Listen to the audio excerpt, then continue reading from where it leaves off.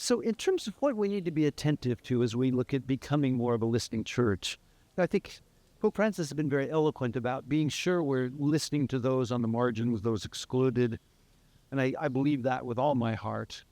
But I think we also need to be very attentive to one another, to voices in the church, speaking of their experience of church. Both those things are what are going to lead us forward.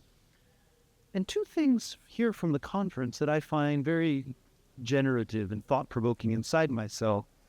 We just heard someone call us not to being a listening church, that's the first step, that the call is to become a conversing church, a church in dialogue with one another. That has me thinking, and I think it ought to have all of us thinking. The second thing that I heard loud and clear is that we don't ask ourselves to become a more listening church, like listening is the goal. For Pope Francis, listening is to help us become better at forming missionary disciples who are then going to be better at carrying the joy of the gospel into the world. That's the kind of core of Pope Francis's papacy and his teaching.